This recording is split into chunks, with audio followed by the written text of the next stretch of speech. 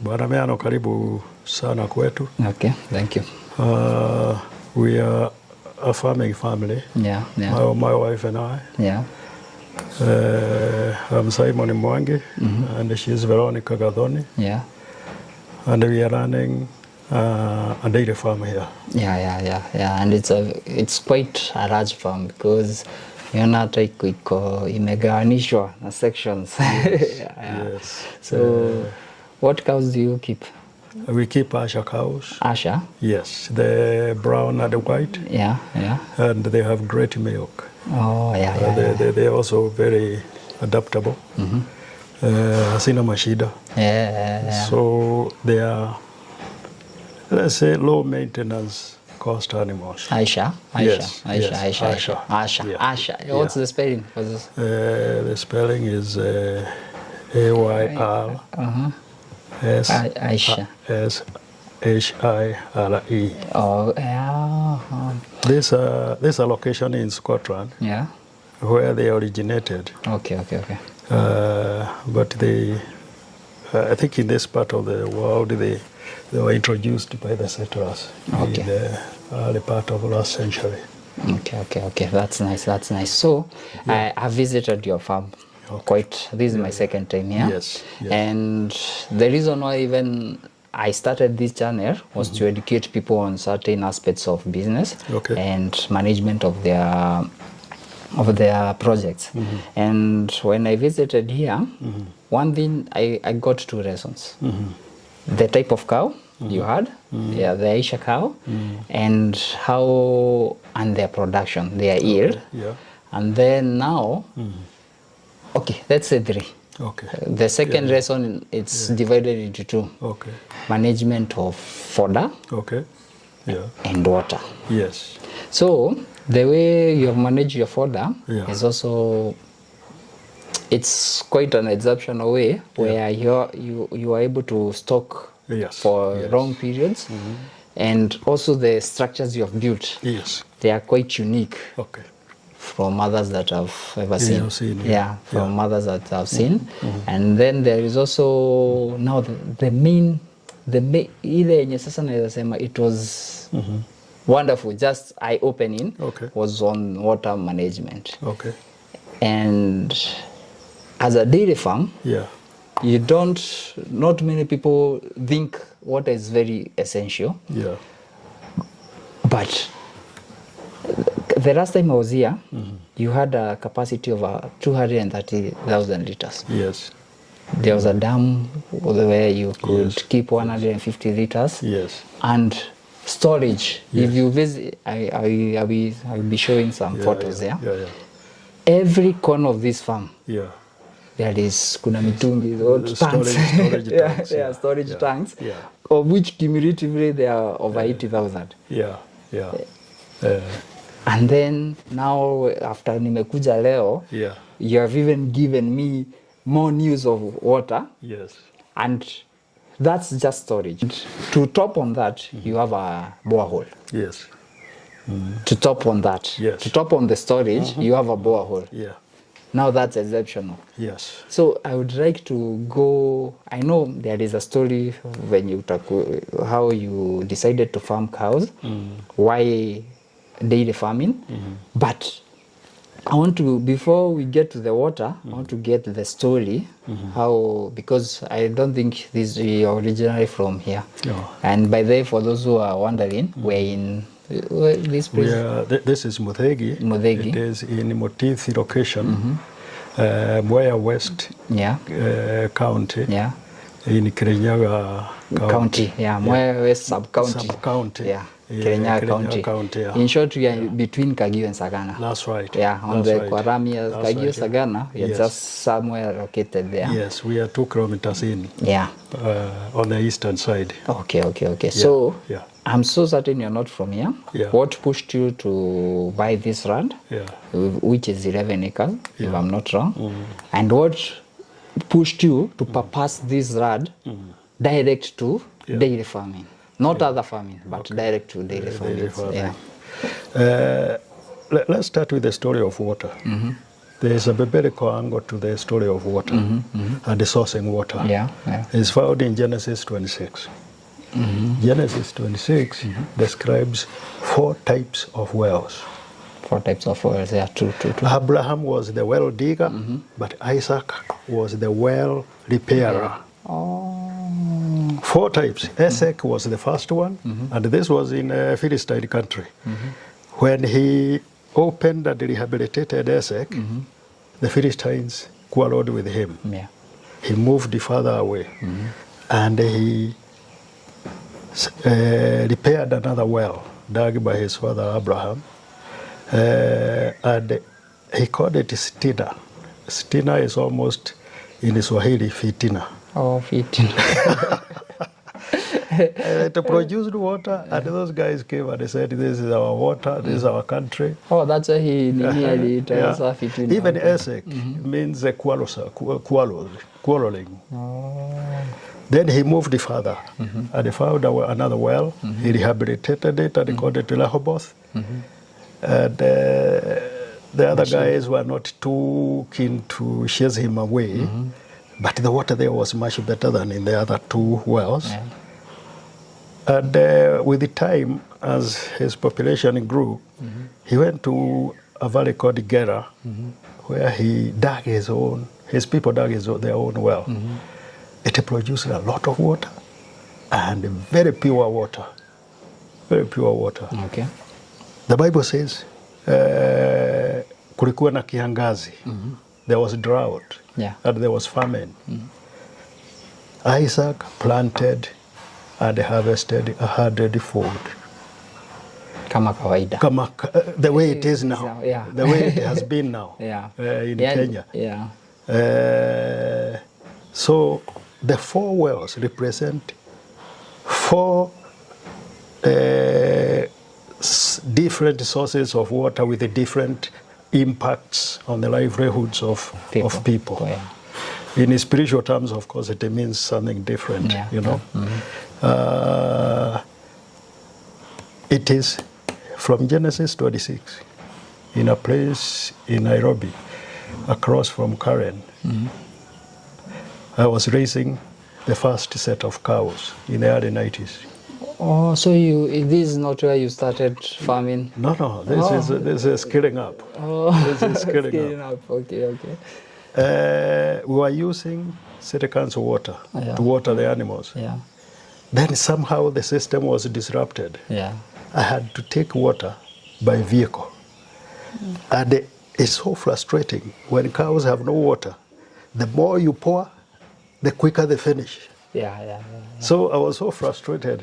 I called upon the name of the Lord. And the Lord showed me a place just behind the cattle boma where I could dig water. Yeah. And I tell you, in 25 feet, there was mud. Wow. That 4 feet, there was water. Wow. We dug another 10 feet and we got permanent water. Hiyo kisima inatumika hata wa sasa.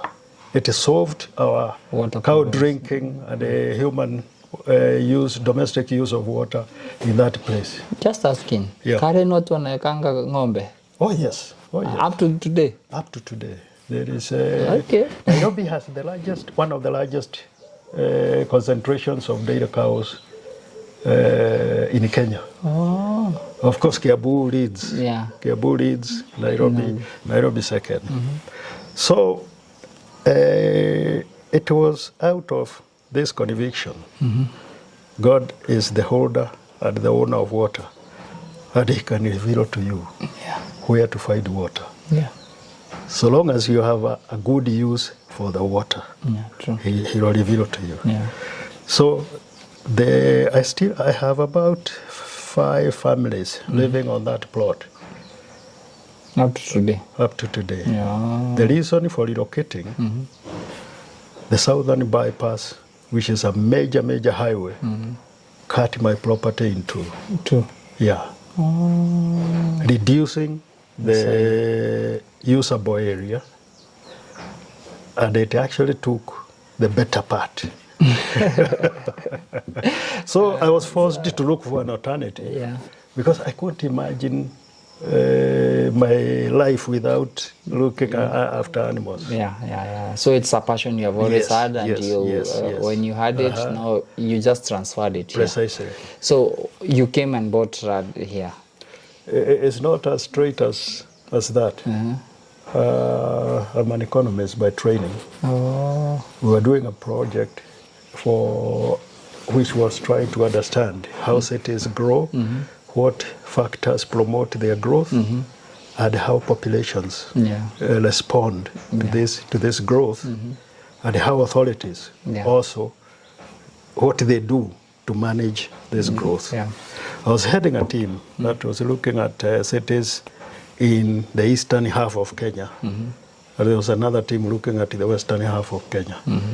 In this area, Makutano, Kano, and Kagio were the two very close cities that we were studying.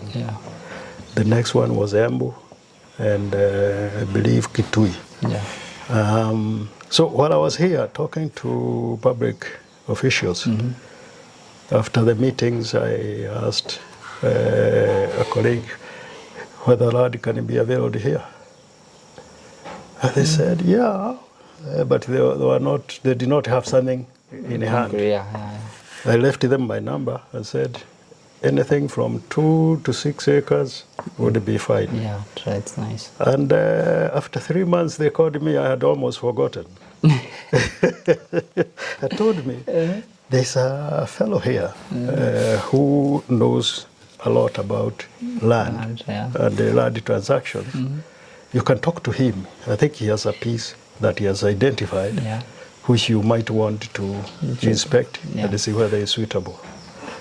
And sure enough, when I called the guy, we came to the site. I was looking for stones, evidence of stones at the maram.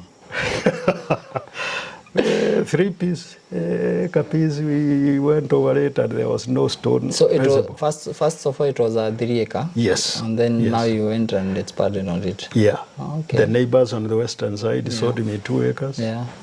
Neighbors on the eastern side sold me quite a few acres, about 4.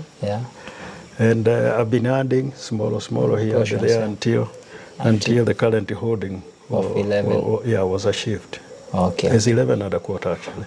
That's awesome. These Asha cows, I started releasing them in that Motoina area across from Karen. And we were using city grass. Hii tu ya barabara tu.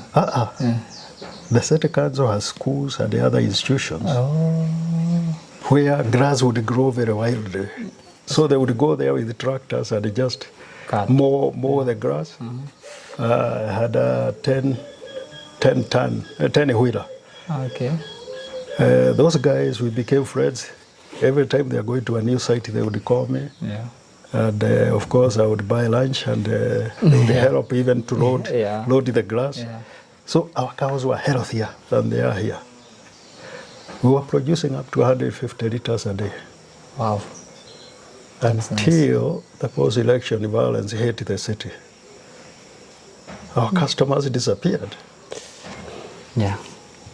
And the 208, towards the end is when we got, got back news of this property.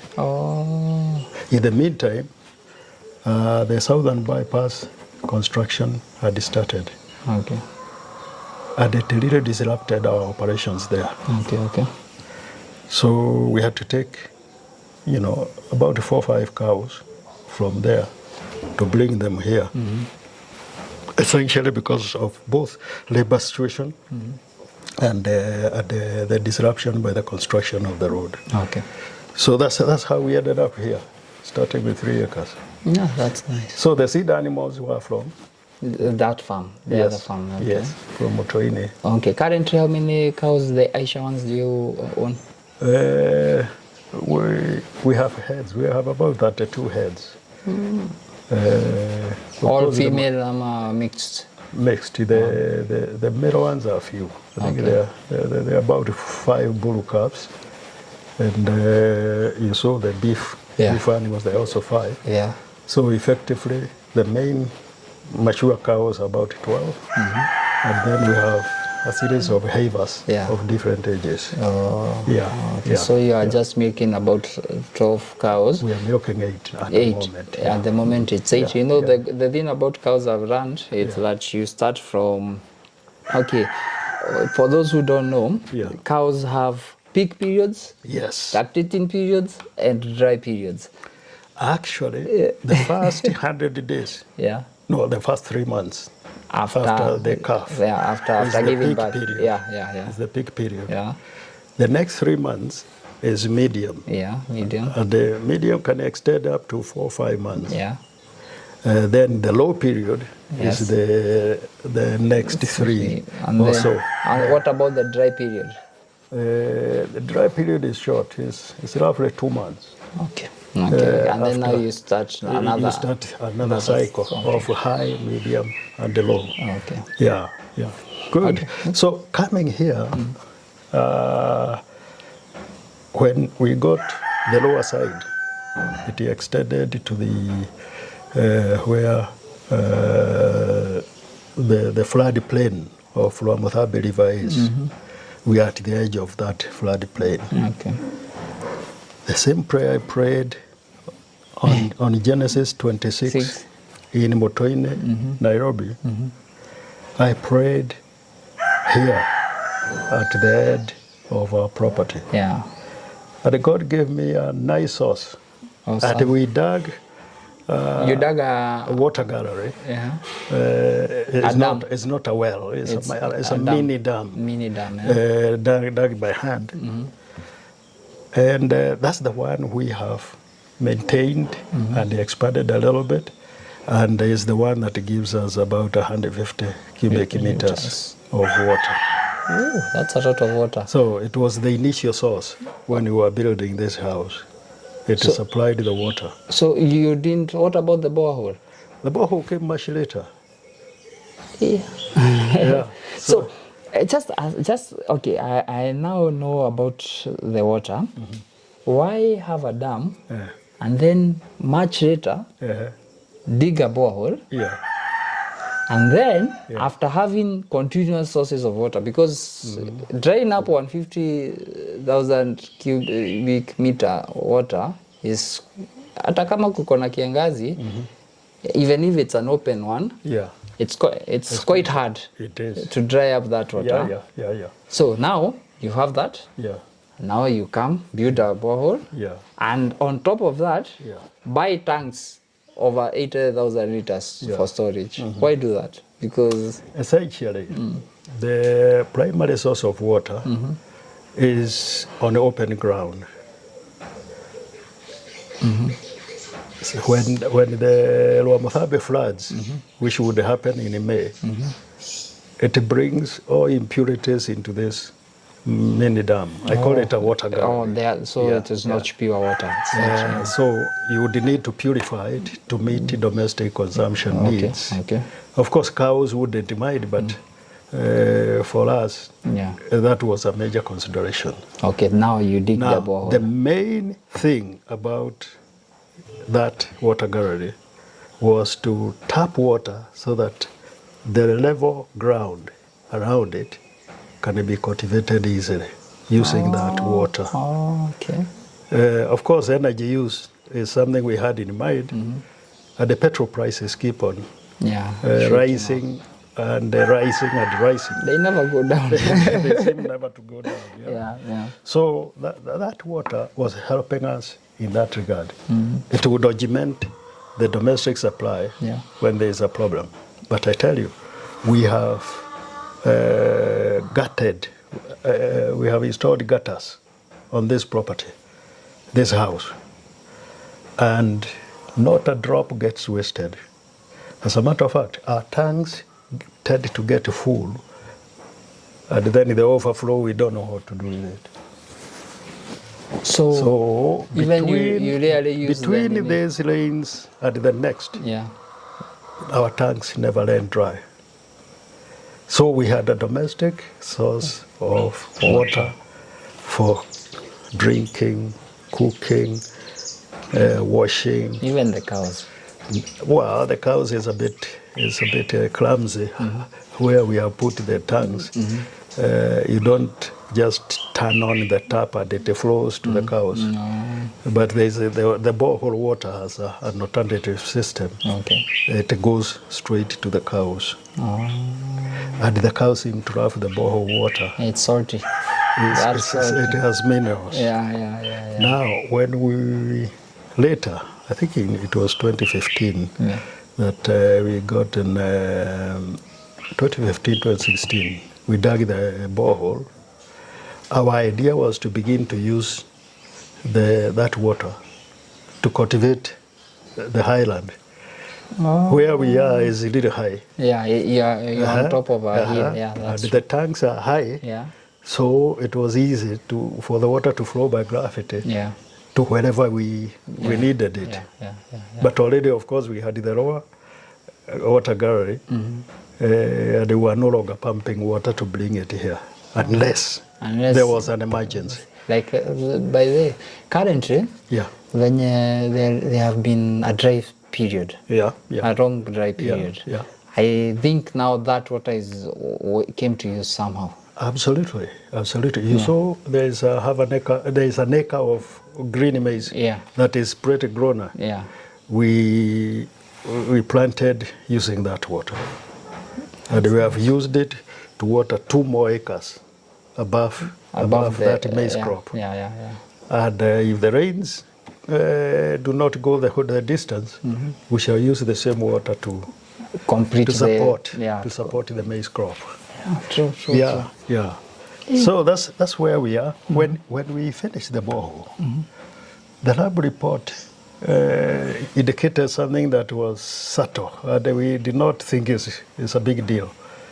It said the sulfur level was slightly high, but within the WHO standards. Of course, we noted that, but when we put water in those tanks to water bananas, the overflow pipe would find a white residue where it would flow against the wall of the tank. And we realized that sulfur dioxide will be building if we use that water. Oh, now I get it. It's not that you had planned for even the huge storage. It's challenges that now are making you to. You have the dam down there. You come to find out that it's not really good for human consumption. So you dig the borehole, thinking you solve that problem. Then it has those impurities. So you can't really consume it. No, for human consumption it's perfect. For animal consumption it's perfect. For cleaning and cooking, it's perfect. It's good. Except the local people, you say it is salty. We don't know that it is salty. But we decided against using it to grow crops, lest we pollute the soil with sulfur dioxide. Now I get it. So you don't use it to... No, to grow crops, no. Oh, but you can use it... Oh, yes. Everything else, domestic use, cows and so on, except growing crops. So on a larger scale. So that you still pump that water to the upper Jew? No. That's why we use it down there. Na hii sasa ya tanks ndo unatumia hapa? Hii ya tanks, these 2 tanks are adequate for domestic use. Not the domestic irrigation. For irrigation. So what other sources of water do you have? We concentrated on the water galleries and the dams. Okay. So essentially, we had 2 dams. Near the maize crop, there's a smaller one we are filling up because its yield is not good. By yield, I mean water inatoka na chini and it accumulates in the basin that you have dug. This the yield of this one is much low. It is not economical. The lower one, however, is the one that is 150 cubic meters. And the recharge, it takes 30 hours. That's maximum 2 days. 36. And it is 1.5 days. So we can use that. It can recharge 3 times. So we can pump 3 times. Okay. So that's the water we are using for growing crops and growing fodder. And the Sirikari has a program called a PAN development program, Water PANs development program. It has been running since 2018. It's under the fourth pillar of Uhuru's exit priorities. Yeah. Under the food security program, within there they decided to give the National Irrigation Authority resources to dig ponds wherever people want them. And So, let me ask a question. yeah. So, kama niko, if I have a farm somewhere, Yeah. and I want to be serikali kuja ni dig, they dig for us a pond ama a dam, whatever case it is. They will basically come for free and dig it. Yes, they will do it for free. And you just need to get in touch with the National Irrigation Authority, get a hold of the guys doing this PAN development program. Yeah. They will have a machinery near your area. They will advise you when it is visible. Now, the water program, the water PAN program guys went to the sub-county commissioner and they announced that they are targeting this area for that, with that project. So it's only this area? No, it's countrywide. It's countrywide, okay. So for us, they were in Kadogu at the sub-county office where they announced to the administration that the residents of this area would benefit from that program. Okay. So they asked permission to come and hold barazas with potential clients. That's okay. So the chiefs and the assistant chiefs, they brought the information. For me, I got the information straight from the assistant chief. Okay. With the names and the telephone numbers. Okay.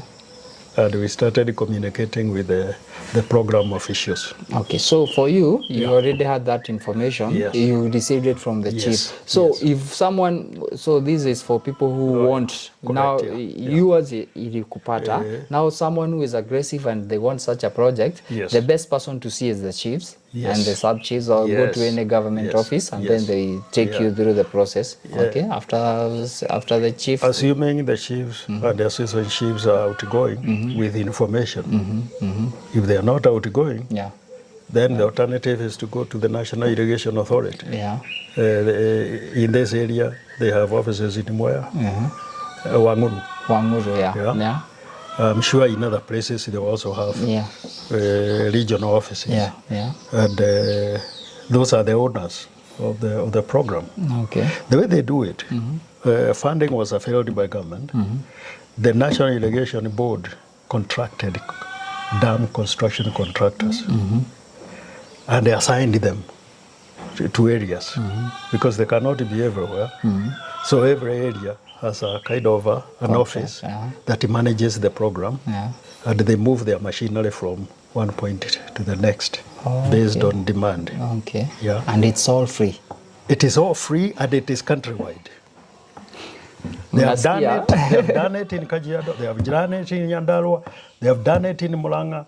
They have done it in Kirinyaga. I'm sure they are doing it everywhere. So they came. Yes. You push, but you have to push. Well, this is my model. I mean, I don't know whether others have pushed, but I had to really press on these guys to come. The machinery they use is the excavator that is chain on chains. Now, the chains get really hot if that thing travels more than half a kilometer. Okay, so they have to carry it. So it has to be carried by truck to a location. Then they have to have enough customers to keep it busy there for a while.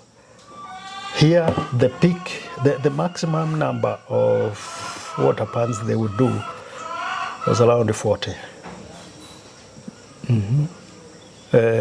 So anybody coming after 40 may have a problem being funded. Because the contractor comes, digs, it is inspected, is measured, then they are paid on the basis of the cubic meters that they have dug. Yeah. For mine, it was 19 meters, 19.8 by 17 by 3.8. This is the depth, this is the width, and this is the length. And with that, you have how many cubic meters of water? It's 1,248,000, I think 480. Cubic liters? Cubic meters? Cubic liters. Cubic liters. Yeah. Cubic liters. That's the capacity. Assuming it fills to the brim. Yeah. Yeah. But currently, obviously, how the weather was, it's at half. It cannot even be 10%. But it still has water. Yeah, roughly 2 to 3%. I didn't know that there are such programs. So it's good that you just talk to your chiefs. Yeah. Or your sub chiefs. Yeah. That's the assistant chiefs. Yeah. If they have of no help, go to the DO's office. Precisely. If all of them are of no help, go to Moya to the irrigation board. Correct. I guess they give you all the guidelines. Sure. And all this, it's only your time, na fair. Yeah. Now, the advantage I have, my site is at the lowest part of the shamba. Yeah. Therefore, it was able to tap water from underground. Yeah. If you are on dry land, you are advised to put a tarpaulin, a polythene lining. Yeah. So when it rains, you tap the water. Tap the water. Yeah. Actually, it's a condition. The other condition is that you have to fence the area. To fence off the area to avoid kids and another accidents. question. Another question before we go there. So are you the one buying the paper? Or yes, you're the one? It is at your cost. Yeah. It's at your cost and the fencing. Yes. But every other thing, the digging, it's up to them. It is up to them. Okay, and that's they nice. said they may be able to maintain, to do periodic maintenance. So I come with the machine, dig again. Align if it has collapsed a bit, align and improve the arteries that bring water.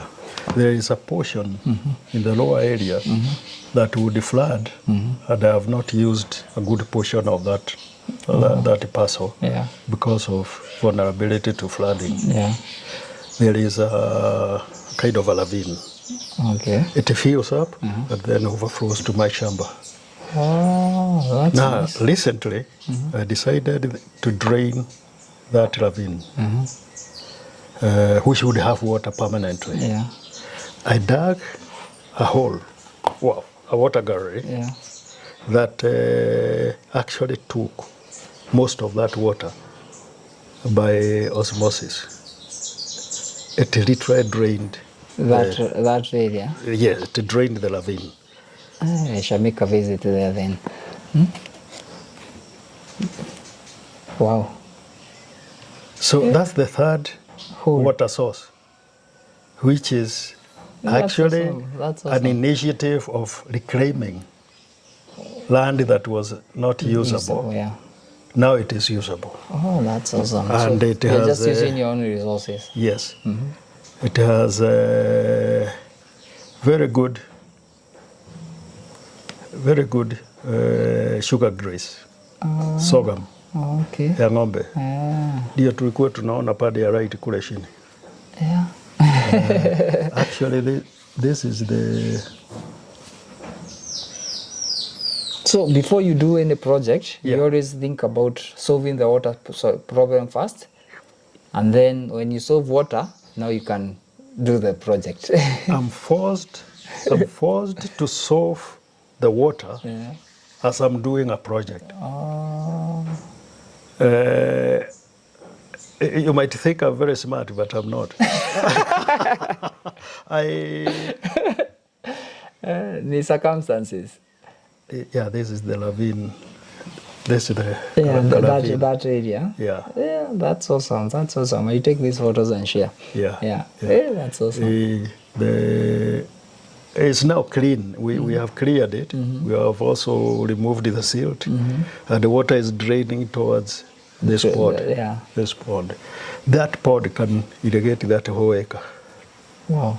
And it recharges again in 24 to 30 hours. Full recharge?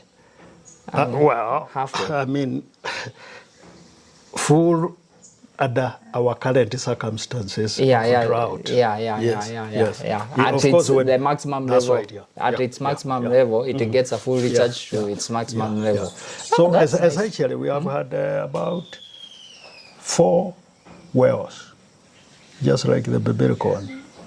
The one that was not terribly productive, the one that was highly productive, and the one that is reclaiming land, and now the state project.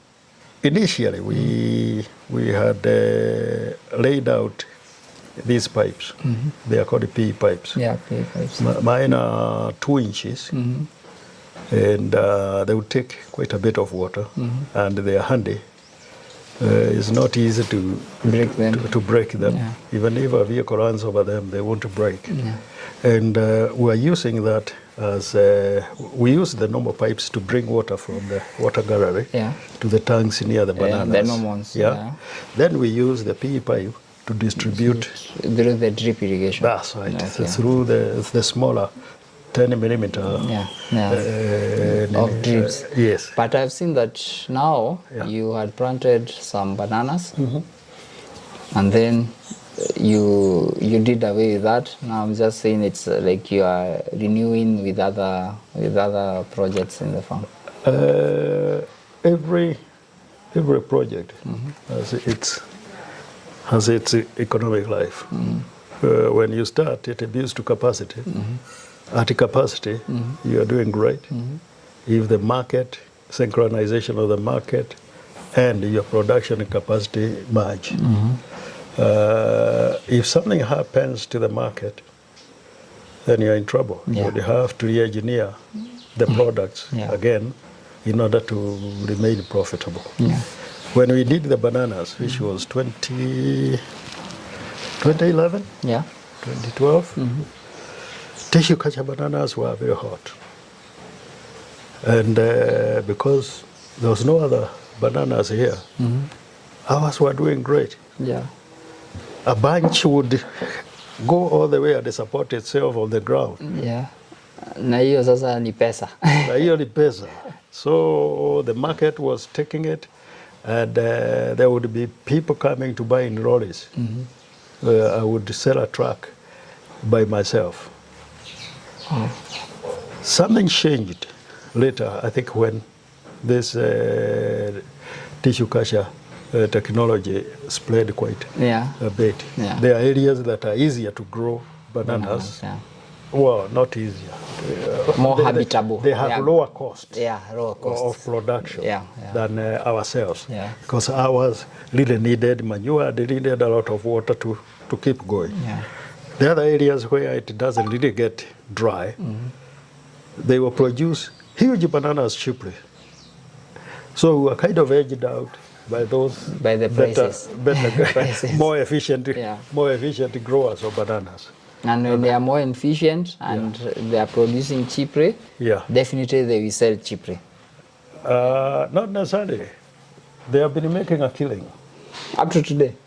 Right now, the market has no bananas. So a smaller bunch will be 400 or 500. So anybody with reasonable size, say about 20, 25 kg bunch, those are making a killing. But for us, I think that's water under the bridge. We have now diversified into fodder production in a systematic way. We have innovated into the higher value fodder. And what are the higher values? Because people would love to know the higher value fodders. Ordinary napier. is the food value is measured in crude protein. Yeah. Crude protein as a percentage. Yeah. In dry matter terms. Yeah. This is determined in the lab. Yeah. Ordinary Napier is roughly 6 to 6.3. 6.3% crude protein. Okay. Yeah. That's quite true. That's quite true. Now, Super Napier.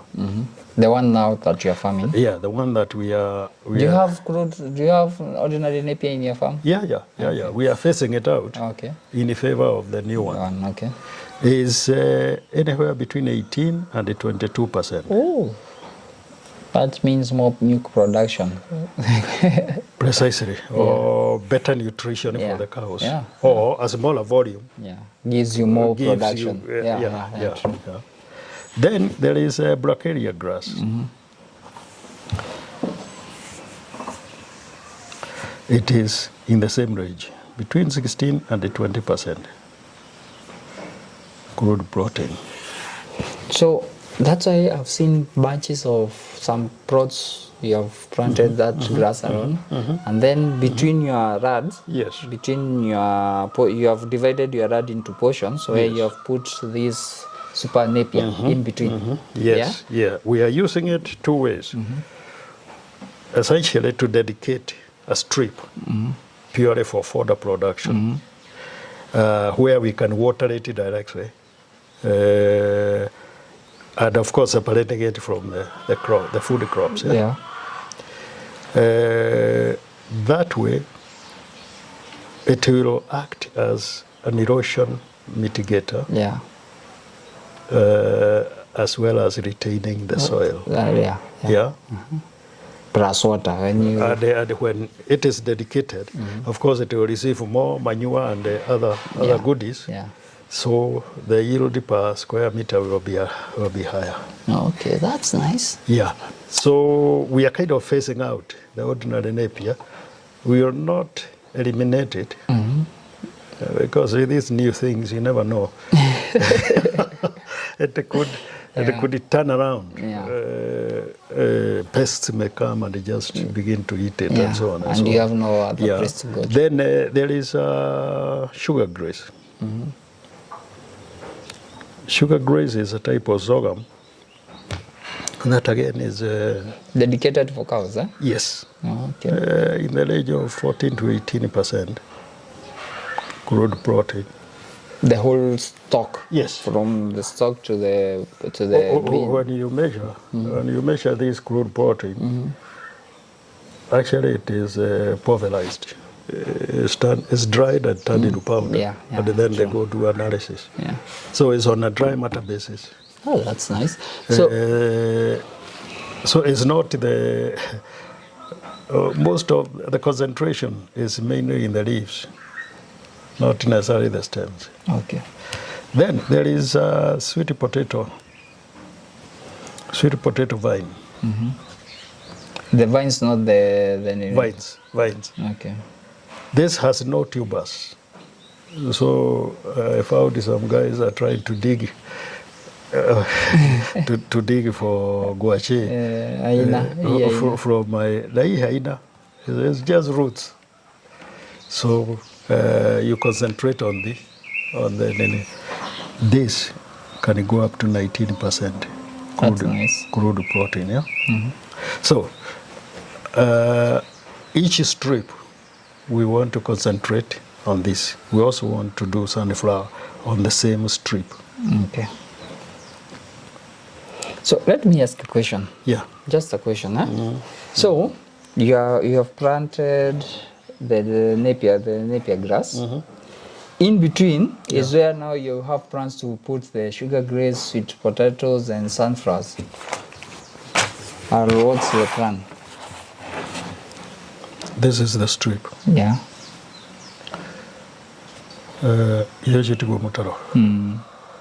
That being the trench or the fallow, inside it will grow sunflower. On the lower side, where water would flow, we have super napier. Yeah. Behind it, we have sugar grease. Yeah. Yeah. And then Bracharia. Then Bracharia. Okay. On the upper side, we can grow proteinous legumes. Si unajua jahe? Jahe. It's very rich in protein. Yeah. Very rich. Into 20 something. You give it to cows? Oh, yes. So everything you plant here is dedicated to? Absolutely. Absolutely. There is nothing you sell for human consumption? Or it's just your own consumption, home consumption? If we get a surplus, we can sell. But for now, not even dry maize. It's still for animals. Wow. Of course, we consume it. Yeah. Yeah, obviously you have to consume it because then it's yours. There are pigeon peas. Yeah. You can do it on a meter on this side, and this you can do it on a meter on the lower side. Okay. Can I ask a question? Yeah. There is a time I visited a farm, of which I will also visit them and do a video for them. Yeah. And the lady owner there, they do plant, they have a big farm in Murang'a. Okay. Yeah. Over, I guess there were 20 acres. It's something to do with that. And what happens is, the lady told me that, you see what now you have, this map. There are some people in the agricultural offices that can help you draw these maps. Okay. Have you drawn it yourself, or have you engaged their services? No. This is my design. This is my own model for fodder production. And in Kenya, lack of information is quite tricky. Okay. Because I don't know whether he would help, but now what the lady told me was that her farm, the 20 acres or more, I don't remember the exact acreage, was divided into portions. Yeah. And then, a farm, you can't rely on one plant, one crop for a long period. Yeah. You have to do crop rotation. Yeah. So what that agriculture officer told her, and he is there basically to do that work to all farms for free. I think it's every county, I'm a sub-county. They are, like in Murang'a, she told me he basically has no work. They are called extension officers. Yeah. That's the extension officers. That he went, and it's free, divided the farm, and showed her how to crop rotate. Yeah. Even when she is planting, she does these nini for import. What are they? Rosemary for import. She does rosemary for import and chilies. Those are the beans, yeah. Chilies and rosemary. Okay. Rosemary is it's like a sort of shrub for. Yeah, we have it here. It's a herb. Yeah, it's a herb. Yeah, and chilies. As because you can't plant, she is not able to plant those because they're extensive, very expensive. Yeah. Now she does crop rotation for maize, beans, and she has a way. Let me use Kiswahili. Alimcholea a good map from January for 3 years. January, the first year, plant this. Yeah. Second, huko ni kwa 2 seasons. Second planting season, plant this. Okay. The next year, the first planting season, the same plot, divide you into 3 years. Okay. And those services, unaachi your map, anakuja na nini. The only thing she did was give her chai too.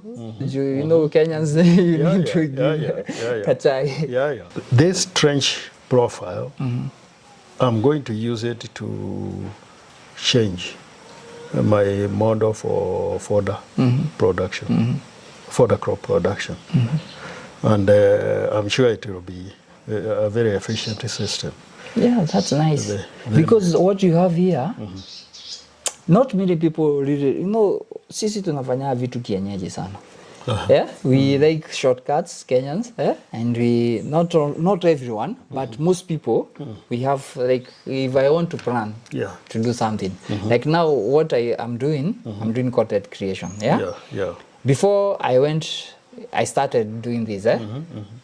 all these equipments you can see, I did deep research. Okay. Not saying that I'm good than other people, but before I did that, I was taught by someone, please, before engaging into any business, do deep research. Okay. Know what you understand what you're going into. Yeah. And how see you can, what is best practice. Yes. See who near you is doing it. Yeah. And how to maximize on it, how to make money, when is to make money, all that. Right, so even when you are indulging into it, you know the charity, you can't know it until you start doing it. You really don't know everything until you start doing it. But it's good to have an idea. When you have the idea, you are much more ready to get the challenges. Yeah. Now, in the area of water utilization, I started, like you say, with fancy ideas without good understanding. Yeah. So I ended up going at the end of the technology rather than starting modestly and growing upwards. Growing upwards. So I've had to move from the piped, the P system to the fallow system. Okay.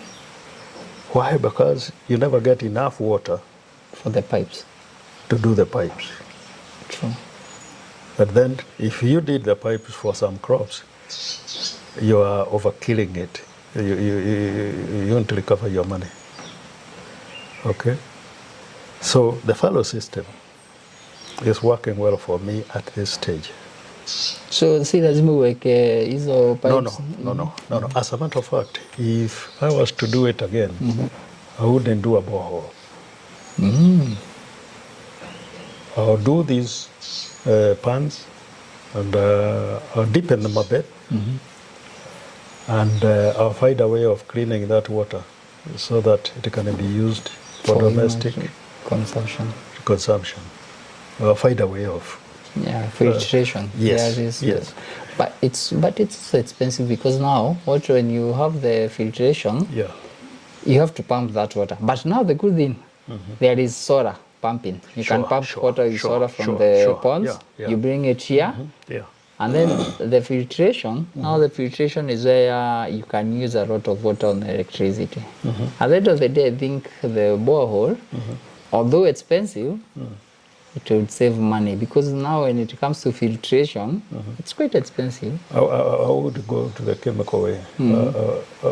Well, there is some level of chemical use that will be inevitable, but I would spend some money on a mechanical system. You know, where you have the rocks, the gravel, and the sand, and so on. If you install that system, and you have a way of cleaning it in reverse, it will work for years. So I would be more conscious about the recurrent costs of the system I'm installing. The borehole is terribly expensive, and the average farmer will not be able to afford it. True. So another question I would ask, apart from, now you have said about the costs, we have tumeongea mambo ya planning, and so many other things. One final thing naweza taka kujua, is it worth it? The financial benefits. Is it really worth it? Because there is so much input. Farming has so much kutoa. Is it really worth it?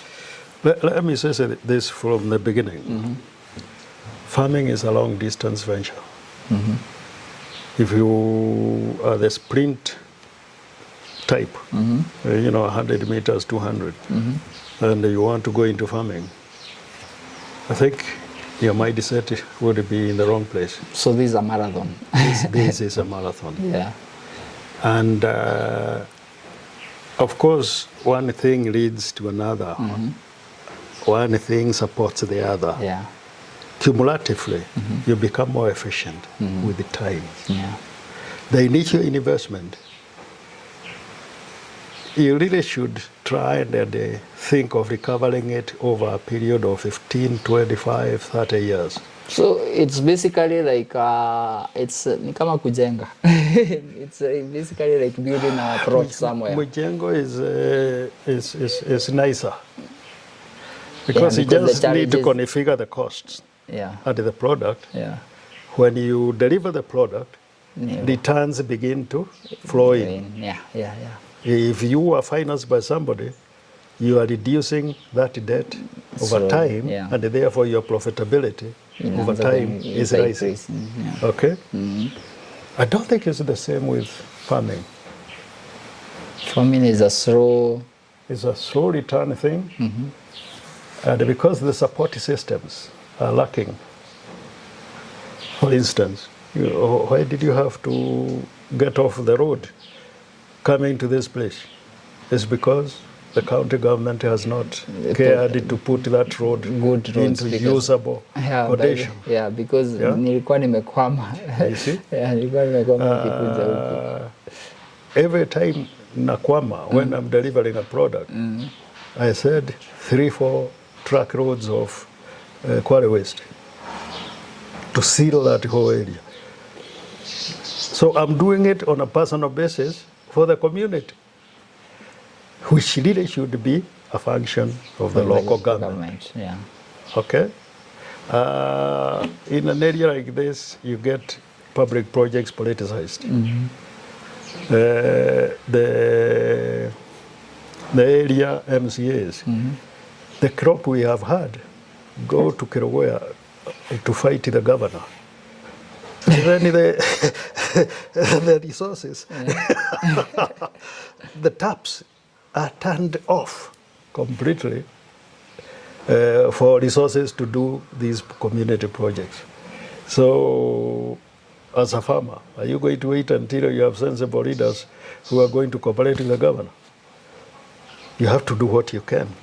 True. That culvert, we installed 4 men. Yeah, I saw it. 4 men. It's almost failing on the lower side. So we may need to have another go at maybe extending two units on the upper side and reinforcing the lower side. And then improving. There is a kahiro there that needs sorting. Yeah, because hapo ndo nilikwama. Nilikwama hapo. So. And I had a 4-wheel. Just imagine if I had a 2-wheel. Ordinary 2-wheel, you'll be stuck there for the rest of the day or until it clears. Yeah, because it's still let me say this. I'm a retired professional. In the formal sector, I've worked for governments in 1977. Instead of staying in the city and visiting doctors twice a week, I decided to come here and do something, even physically. Yeah, I found you when I came. I found you in gumboots and rapanga, slashing whatever you're doing there. I saw you a little farm. Mine is to keep fit and to be productive. I don't want to be supported. Thank you. I don't need help. True.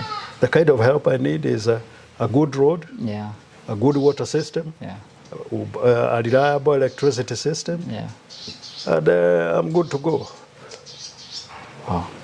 We need markets, working markets. So the market value chain for us needs to work. I decided against selling farm produce because there's a chain I'm establishing. When my produce goes through the cow, there's enhancement of value. Yeah, you have added value of the maize, of the sorghum, of the peas, whatever you're planting. Correct, everything is going to the cows. Now you're getting your profit through the cows. And then one thing now, because you have solved so many problems here, you are creating a value chain. A great value chain where hata kukuwe na water shortage ama kukuwe na rain shortage, you can plan ahead in 1 year, 2 years without so many distractions. No doubt. Yeah, because now doing anything without a plan. By the way, any business that you're doing, always do it with the idea of adding to your value chain. Precisely. Now, the fodder, I would declare to the highest heaven that Kirinyaga is a fodder surplus area.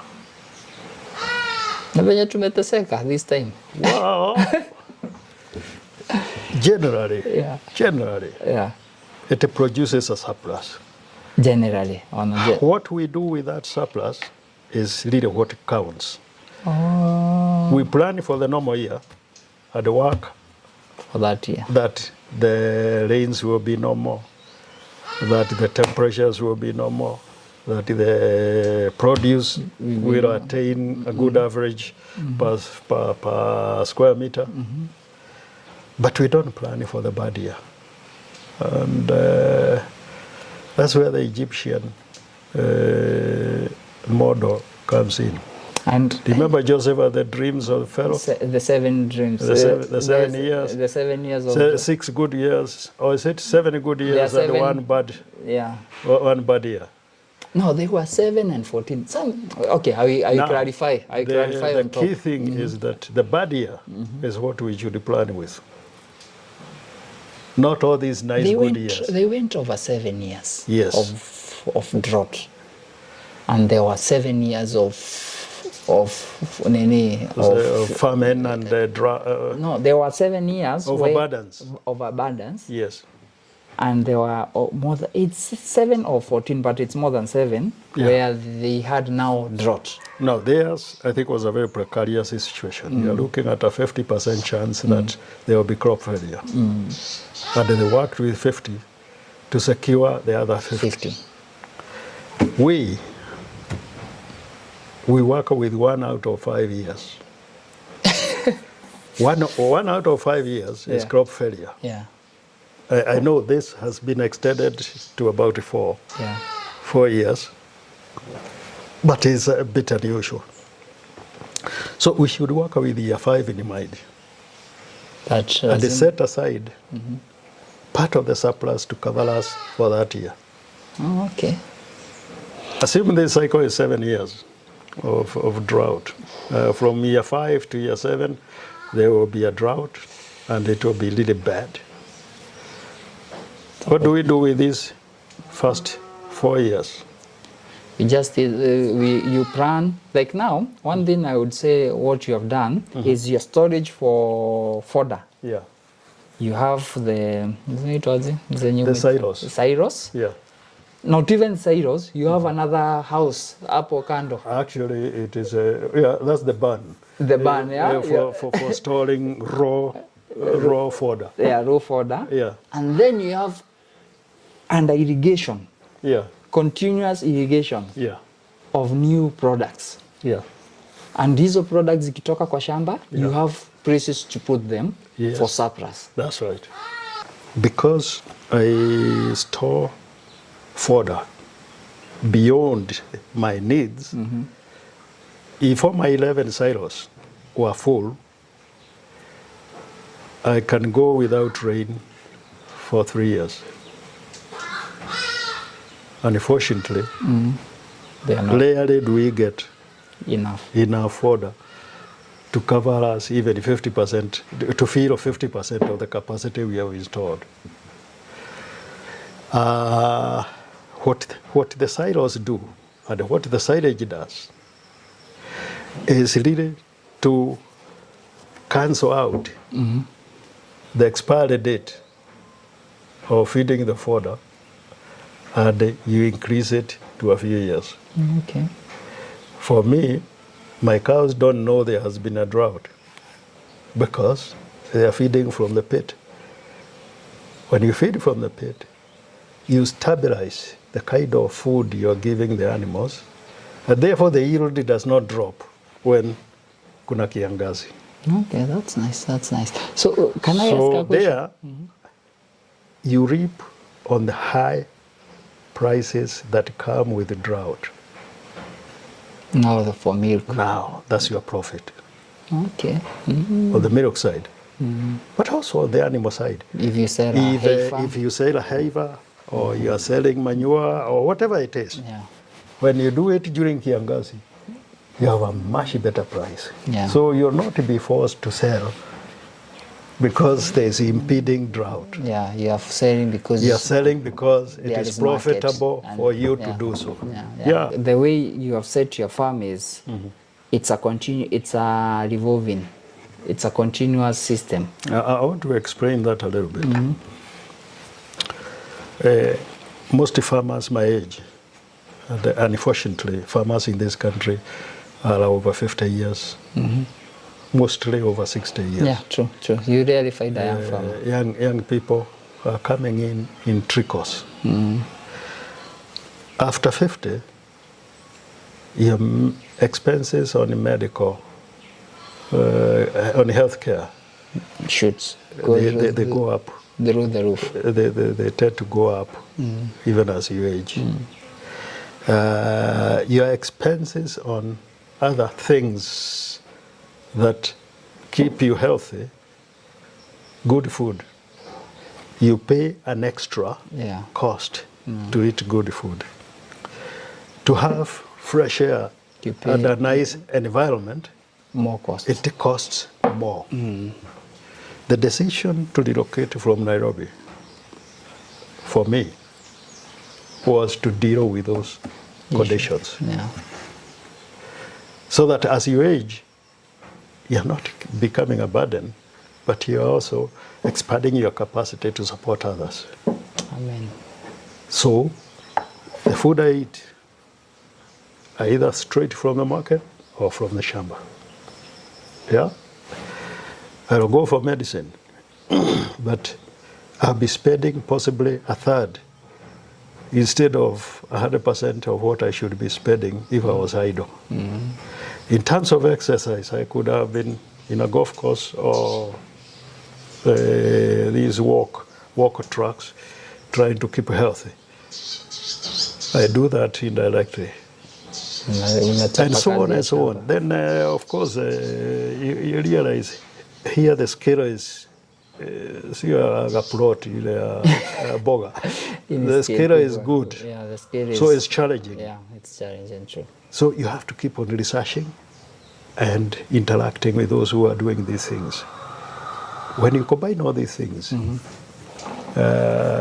you're working for a cost containment regime that does not make you vulnerable. That, to me, is equal to profit.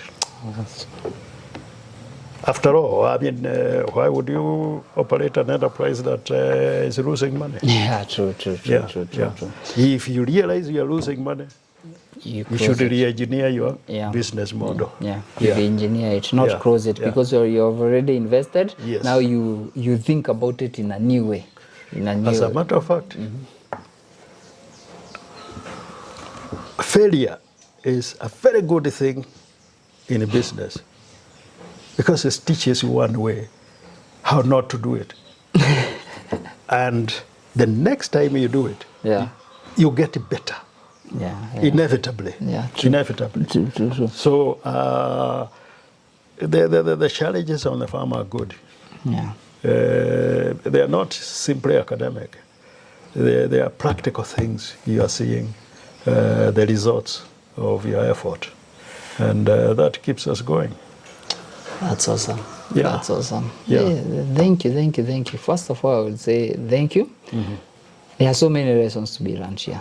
And I know I will be making another visit because these are good. It's even the environment itself is awesome. And I'm very grateful you even gave me that opportunity even to talk to you because I even found you're busy. And it's rarely you find people who are willing to share their wealth of knowledge for any reason.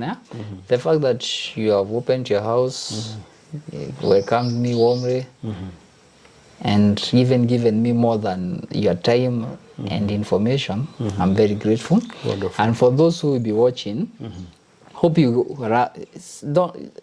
can't be the same. And there are lessons to be learned. Yes. there is something I've learned from you. Yes. And perhaps there is something you've learned from me. Absolutely. And the moment now you start, whatever journey you are taking, take it knowing that, be serious first of all, and be passionate about that. Because like you're very passionate. At your age, in the farm in the morning and it was raining, that was awesome. I was, first of all, I was amazed. Yeah. Me, I hate farming, but there are things that make me wake up early. Like this makes me wake up early. And fight that thing for you. Do it. Be passionate about it. And also remember that one thing that I've observed from you is that you put God first in your endeavors. Absolutely. Even when you started with the word. Genesis chapter 26. Even most of our references were through the Bible. And it's good that whatever you're doing, always put God first.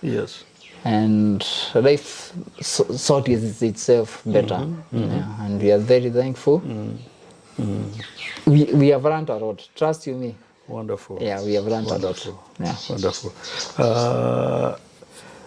Those who go straight for profit will miss it most of the time.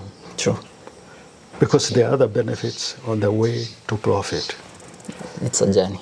And to be happy about what you're doing is one of the greatest gifts that you can receive from either your parents or God. True. So if you're content in what you're doing, you find the energy to do it and to narrow the knowledge deficit. That's what life is about. Yeah, true. So you become more productive, you become more efficient, and you're happy with what you're doing. Thank you. That raising Asha cows for me is like a pressure. finding the church full. So when I look at them and they are responding nicely. We did not talk about the other products that excite cows. You know, cassava. Cassava has been so improved. You don't have to remove roots to eat it. My cows eat it whole.